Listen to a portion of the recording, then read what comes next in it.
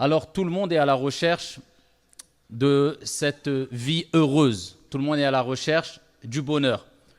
Et chacun a sa conception du bonheur et quelquefois même de la réussite. Quand je dis chacun, tout dépend de nos convictions religieuses, de notre croyance. En tout cas, ce qui m'importe ici, c'est de parler en tant que croyant musulman, et je m'adresse à des croyants musulmans.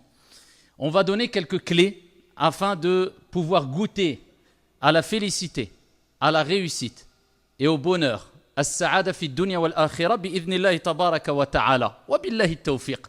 On ne va pas s'étaler en citant sans exemple ou alors en donnant 100 clés, mais ça va tourner, cette intervention va tourner autour de 3 clés qui sont indispensables en tout cas. Il y a d'autres clés, il y a d'autres éléments, il y a d'autres paramètres qui rentrent en compte en dehors de ces clés-là afin de goûter au bonheur. Mais en tout cas, on ne peut se passer de ces 3 clés.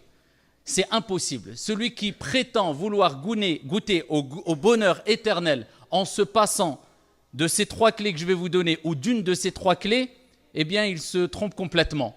Je me répète, je parle en tant que croyant musulman. Après, libre à chacun de croire à ce qu'il veut et d'avoir sa conception du bonheur comme bon lui semble. Mais en tout cas, nous, on a notre conception du bonheur et cela est vérifié dans la vie de tous les jours. Quand on est croyant et qu'on met en application ces clés, eh bien, on ressent le bonheur. Et on peut traduire le bonheur par un sentiment. C'est un sentiment, bien sûr, le bonheur, puisque ce sentiment réside dans le cœur. On le sait toutes et tous, on ressent quelque chose dans le cœur quand on est heureux. Donc c'est un sentiment. Le bonheur, c'est un sentiment intérieur qui se manifeste par le calme de l'esprit. C'est ce que tout le monde cherche. Souvent, quand tu dis à des parents, voilà est-ce que ça va, et quand les parents nous disaient, à l'époque, même jusqu'à aujourd'hui, les personnes plus âgées ont l'habitude de répéter cette même phrase.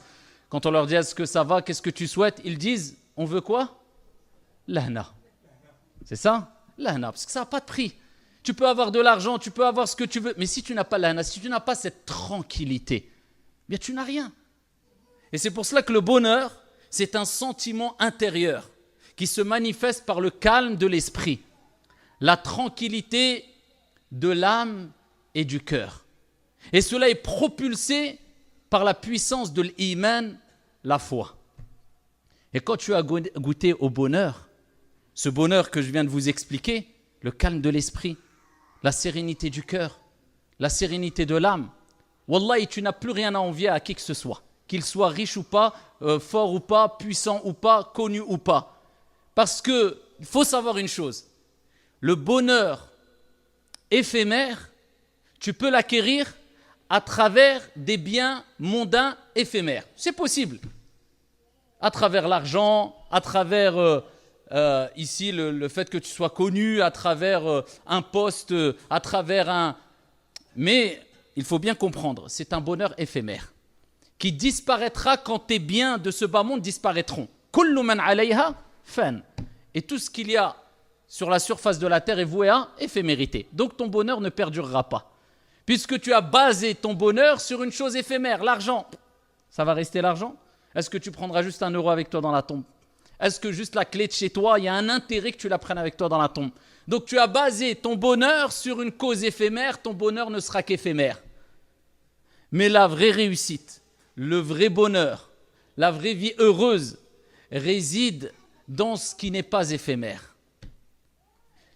Et ce bonheur-là ne s'achète pas, mais il se gagne. En gagnant l'amour de celui qui accorde le bonheur à qui il veut quand il veut, Allah subhanahu wa ta'ala. Donc le bonheur éternel, parce que c'est un bonheur éternel. Le croyant qui a goûté à ce bonheur-là sera heureux, on est bien d'accord, ici-bas mais aussi dans le delà. Puisqu'Allah subhanahu wa ta'ala aura été satisfait de lui, et Allah azza wa jal, de par sa miséricorde et sa compassion et sa justice, aura placé le bonheur dans son cœur ici-bas, et s'il a mérité le bonheur ici-bas, il goûtera au bonheur dans le delà. Jaza'an wifaqa. Tu as travaillé, tu as mérité le bonheur ici-bas, Allah azza wa jal te rétribuera par le bonheur éternel. C'est pour cela que nous, en tant que croyants, on a cette conception du bonheur. C'est un bonheur qui n'est pas éphémère, mais c'est un bonheur éternel. Et wallahi wa rabbil Kaaba, Il suffit d'aller regarder à droite et à gauche, devant et derrière nous. À travers notre petite expérience, je ne dis même pas à travers celles et ceux, les histoires de celles et ceux qui nous ont précédés, mais juste à travers notre petite expérience autour de nous, regardez. Ceux qui sont dans la voie de l'illicite, dans le haram, dans l'argent illicite, loin de la prière, loin de la religion, loin de... Bien que quand on voit de manière apparente, ils n'ont rien à envier à personne. Souvent, ils ont des belles maisons, ils ont de l'argent, ils ont tout pour être heureux. Et ils sont heureux quelquefois de manière apparente. Mais on a dit que le bonheur, c'est un sentiment intérieur. Et wallahi, tu peux paraître être le plus heureux et le plus riche et le plus beau si tu n'as pas la richesse intérieure et le calme de l'esprit, le calme du cœur, la sérénité du cœur. Si tu n'as pas ce bonheur, cette tranquillité intérieure, tu n'as rien, et on le sait. Et ô combien de riches se sont suicidés, puisqu'ils se sont dit, j'ai de quoi assouvir mes besoins, mes envies. Je peux acheter ce que je veux pour être heureux. Le but, quand on veut avoir de l'argent, quand on veut avoir le pouvoir, c'est pourquoi? Le but, c'est quoi? C'est avoir du plaisir pour être heureux. Mais quand il a tout cela, et qu'il se dit, je peux même aller sur la lune si je veux, j'ai tellement d'argent, je fais ce que je veux, je peux organiser ce que je veux, je peux avoir ce que je veux, je peux acquérir ce que je veux, mais il sent toujours un vide. Bien, il se rend compte, bon gré mal gré, qu'en fait, le vrai bonheur, ce n'est pas ce qui est palpable physiquement à travers les richesses et les biens d'ici-bas, mais c'est le sentiment intérieur qui se manifeste par un calme de l'esprit, un repos de l'âme, une tranquillité du cœur. Et cela ne peut être propulsé que par la puissance de l'iman, de la foi. Alors il y a plusieurs éléments pour acquérir le bonheur de manière générale. Nous, en tant que croyants musulmans, on dira c'est la religion. Mais il faut pousser un peu plus loin et chercher à savoir quelles sont les clés les plus importantes pour goûter à ce bonheur. De manière quotidienne, chaque jour, matin, midi et soir. Que ça ne soit pas ponctuel, mais que tu vives heureux. Bien sûr, on se comprend. Il y aura des moments de tristesse, il y aura des moments de douleur, il y aura des malheurs dans la vie. C'est sunnatullah. Ça, c'est le décret d'Allah subhanahu wa ta'ala. Allah azza wa jalla a dit au prophète alayhi salatu wa salam dans le Coran wa la taku fi dayqi mimma yamkurun inna Allaha ma'a alladhina ittaqaw. Et ne sois pas wa la taku fi dayqi mimma yamkurun. N'est pas ce sentiment d'angoisse. Il ne faut pas avoir cette poitrine serrée, être mal, être gêné à cause de ceux qui complotent contre toi. Allah est avec ceux qui le craignent. Et Allah est avec les bienfaisants. Allah s'adresse à qui? Au prophète alayhi salatu wa salam. Le prophète a pleuré quand son fils est décédé. Et il a rappelé que c'est une miséricorde de la part d'Allah. Donc c'est tout à fait normal d'avoir ces moments de joie, de tristesse, de réussite, d'échec. Allah nous dit dans le Coran, et c'est ainsi que nous faisons alterner les jours. Un jour pour toi, un jour contre toi. Un jour bon, un jour mauvais. Un jour de joie, un jour de tristesse. Mais le croyant, eh bien, c'est pertinemment que ces épreuves, eh bien, seront une source de bonheur au jour de la résurrection. Et que ce n'est que passager. Et il ne dépasse pas les limites en se plaignant d'Allah, mais il se plaint auprès d'Allah en étant satisfait de ce qui lui arrive. Et il sait pertinemment que toute épreuve qui le touche, eh bien, c'est une expiation des péchés et c'est une purification pour lui ici-bas et dans le delà. Et sûrement qu'Allah subhanahu wa ta'ala lui a évité pire. Parce qu'Allah subhanahu wa ta'ala, de par sa miséricorde, eh bien, il n'accorde pas, il ne donne pas à une âme une charge au-dessus de sa capacité. La yukallifullahu nafsan illa wus'aha. Tout ce que tu vis, tu peux le supporter et tu peux le surmonter. Il faut simplement t'en remettre à Allah subhanahu wa ta'ala et savoir qu'Allah azza wa jal n'abandonne jamais ses serviteurs qui disent La ilaha illallah Muhammadur Rasulullah. Parmi les clés du bonheur, et on va les citer par ordre de priorité, il y a 3 clés. On entend souvent parler, mais est-ce qu'on les a bien saisies? Je ne vais pas m'attarder des heures, mais simplement, il est important de comprendre l'importance et la valeur de ces clés-là. Il y a ad-du'a. Ensuite, un degré au-dessus de du'a, il y a ad-dhikr, l'évocation. Ensuite, un degré au-dessus de l'évocation, il y a as-salah, la prière. Pourquoi ad-dhikr au-dessus de l'invocation? Pourquoi la prière au-dessus du dhikr? On va le voir, incha'Allah. Nous avons dit précédemment que si tu veux le bonheur éternel, il faut le gagner, il ne s'achète pas. Et comment on le gagne? En gagnant l'amour d'Allah Azza wa Jal. Et comment on gagne l'amour d'Allah Azza wa Jal? وَمَا خَلَقْتُ الْجِنَّ وَالْإِنسَ إِلَّا لِيَعْبُدُونَ. Allah Azza wa Jal, il nous dit dans le Coran, je n'ai créé les djinns et les hommes que pour m'adorer. C'est à travers son adoration. Et il n'y a pas d'action à travers laquelle le serviteur se rapproche le plus d'Allah subhanahu wa ta'ala et est le plus aimé par Allah subhanahu wa ta'ala, comme il est relaté dans le hadith divin, que ce par quoi Allah Azza wa Jal, ou que à travers les actes qu'Allah subhanahu wa ta'ala lui a ordonné de faire, les obligations. As-salah, as-siyam. Ça ne sert à rien de se préoccuper de ce qui est surérogatoire alors que tu n'excelles pas dans ce qui est obligatoire. Allah Azza wa Jal te rappelle que les actions qui te rapprocheront le plus d'Allah et te permettront de gagner l'amour d'Allah, imagine-toi, Allah t'aime. Et quand Allah t'aime, tu es un allié d'Allah. Et quand tu es un allié d'Allah, de quoi crains-tu?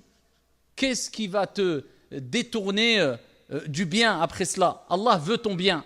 Khalas. Mais cet amour-là, il se gagne à travers ce que Allah t'a ordonné de faire.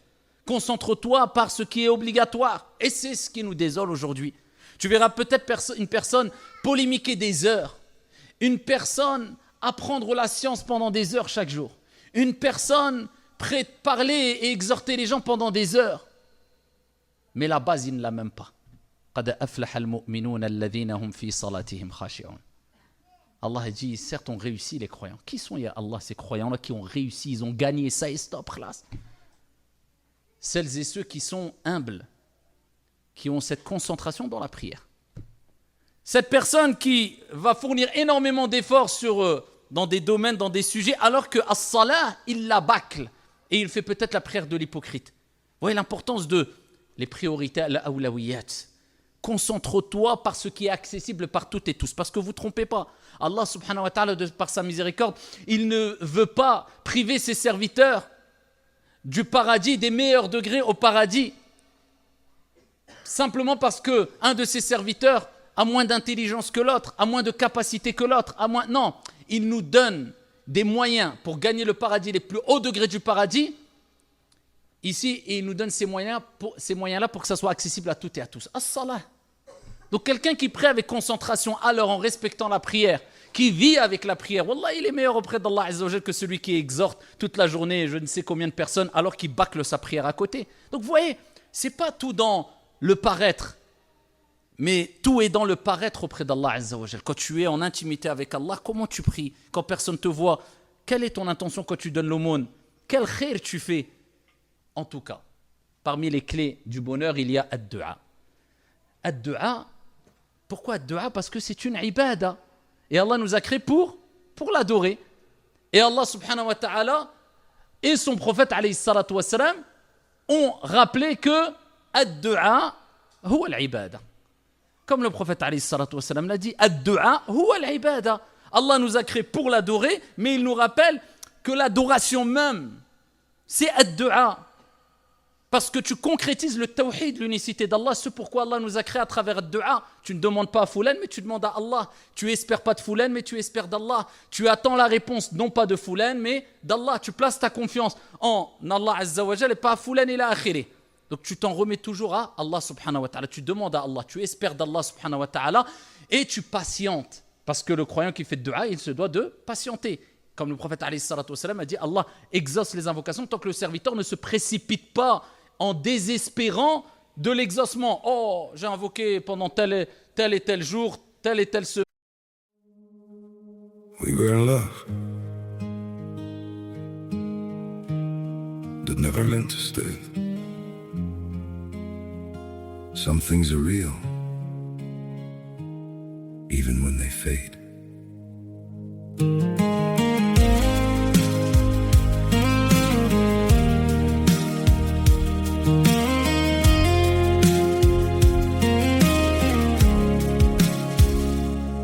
I used to think if we kept holding on, we could bend the truth somehow. But love can't fight what's pulling us apart, and it's breaking us down now.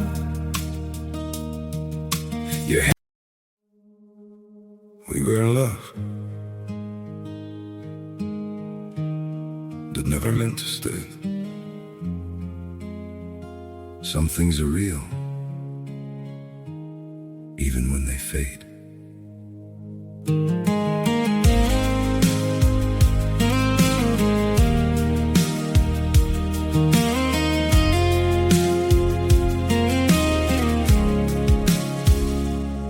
I used to think if we kept holding on, we could bend the truth somehow. But love can't fight what's pulling us apart, and it's breaking us down now.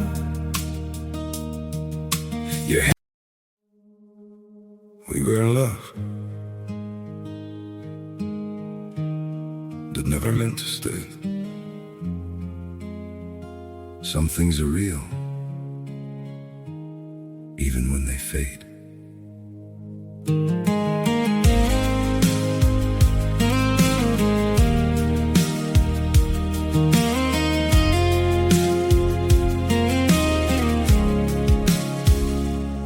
I used to think if we kept holding on, we could bend the truth somehow. But love can't fight what's pulling us apart, and it's breaking us down now.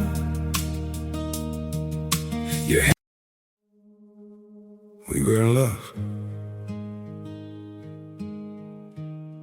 that never meant to. Et Allah n'a pas accepté mon invocation. Alors que peut-être, juste quand il a dit cela, Allah allait accepter son invocation. C'est pour ça qu'Omar ibn al-Khattab et d'autres compagnons disaient, nous, on ne se préoccupe pas de quand et comment la dua va être exaucée, mais comment invoquer Allah subhanahu wa ta'ala. Eux, ce qu'ils voulaient, c'est pas est-ce qu'Allah va accepter mon invocation, non, comment j'invoque Allah, en me concentrant, en ayant un cœur présent, car le prophète alayhi salatu wassalam a dit Allah n'accepte pas l'invocation venant d'un cœur inattentif. En respectant les bienséances, je commence en glorifiant Allah subhanahu wa ta'ala, en priant sur le prophète sallallahu alayhi wa sallam. Ensuite, at-takhliya qabla at-tahliya, la purification avant l'ornement, je demande pardon à Allah subhanahu wa ta'ala. Ensuite, ici, je demande ce que je veux. Je termine par la prière sur le prophète alayhi salatu wassalam. Pourquoi? Parce qu'ils savaient que dès qu'ils lèvent les mains, ils sont en train d'adorer Allah. Qu'Allah a accepté ton invocation ou pas, tu as adoré Allah subhanahu wa ta'ala. Ad-du'a huwa al-ibada. Et votre Seigneur a dit, invoquez-moi, j'accepterai votre invocation. Innal ladhina yastakbiruna an ibadati. Donc Allah azza wa jalla a dit, quant à ceux qui s'enorgueillissent, quant à mon adoration, qui ne veulent pas m'invoquer, mais comment il a appelé l'invocation? An ibadati, mon adoration. Donc Allah a appelé ad-du'a al-ibada aussi. Comme le prophète alayhi salatu wasallam on a dit, ad-du'a huwa al-ibada. L'invocation, c'est l'adoration même. Alors, ici, avant de parler de du'a, permettez-moi de montrer une distinction entre ad-du'a et ad-dhikr. Parce que vous savez, quelquefois on entend les invocations du soir et du matin, mais c'est du dhikr ou c'est du'a. C'est quoi? C'est l'invocation ou l'évocation? Il y a une nuance entre les deux, mais ils se rejoignent. On appelle le dhikr, le rappel, tout ce qui nous permet de nous rapprocher d'Allah subhanahu wa ta'ala. Tu penses à Allah, tu es dans le dhikr. Tu évoques Allah, tu es dans le dhikr. Tu pries, tu es dans le dhikr. Tu fais du tasbih, tu es dans le dhikr. Tu fais dua, tu es dans le dhikr. Ça, c'est son sens général. Et Allah azza wa jalla nous a appelés à l'évoquer énormément, comme on le verra par la suite. Mais ad-du'a, ici pourquoi le dhikr est appelé ad-du'a aussi? Du'a, on sait, c'est l'invocation. Tu demandes, c'est une demande, talab. Ya Allah, je veux ça. À partir du moment où tu demandes, tu es dans l'invocation. Et le dhikr, c'est l'évocation. Mais le dhikr est appelé aussi invocation. Pourquoi? Dans des hadiths, le prophète alayhi salatu wassalam, par exemple, quand il parle du jour de Arafat, il dit la meilleure des du'a, c'est du'a le jour de Arafat. Et la meilleure des du'a, des choses que j'ai dites moi et les prophètes qui m'ont précédé, c'est quoi? C'est quoi? La ilaha illallah, wahdahu la sharika lah, lahul mulk wa lahul hamd wa huwa ala kulli shay'in qadir. Le prophète l'a appelé du'a. Elle est où la du'a dans ce dhikr? Pourquoi le prophète l'a appelé du'a? C'est un dhikr ou c'est une du'a? C'est une évocation ou c'est une invocation? C'est un dhikr, c'est pas une du'a, c'est pas une demande. Tu fais un dhikr, tu glorifies Allah. Mais pourquoi il l'a appelé invocation? Parce que tout dhikr qui implique l'espérance de l'exaucement d'une invocation est considérée comme une dua. D'accord? Par exemple, le prophète alayhi salatu wa sallam nous dit celui qui dit 100 fois par jour Subhanallahi wa bihamdi. Gloire à Allah et louange à Allah, ou bien gloire et pureté à Allah subhanahu wa ta'ala, se verra pardonner tous ses péchés, même s'ils sont aussi nombreux que l'écume de la mer, rapporté par Muslim. Donc toi, quand tu fais de dua, en général, tu demandes quoi à Allah? Qu'Allah pardonne tes péchés. Mais quand tu as entendu ce hadith-là, tu vas faire du dhikr ou tu vas faire une dua? Tu vas faire du dhikr, tu vas glorifier Allah, on est d'accord, tu vas dire Subhanallahi wa bihamdi. Allez, où la demande? Il n'y a pas de demande là directe. Mais tu fais ce dhikr 100 fois parce que tu espères quoi? Le pardon d'Allah subhanahu wa ta'ala. Donc à travers ce dhikr, c'est comme si tu demandais à Allah de te pardonner. Voilà pourquoi le dhikr est appelé aussi ad-dua. Tout dhikr qui implique l'exaucement d'une demande ou d'une espérance quelconque est quelque part aussi une dua. Voilà pourquoi le prophète alayhi salatu wa salam, quand il parle de dhikr dans certains hadiths, il le nomme ad-dua. Et voilà pourquoi il n'y a pas de mal d'appeler du dhikr ad-dua. Et c'est pour ça qu'on dit les invocations du soir et du matin, alors que la plupart ce n'est pas des demandes, mais ici c'est du dhikr, c'est de l'évocation, c'est de la glorification. Nous glorifions Allah subhanahu wa ta'ala.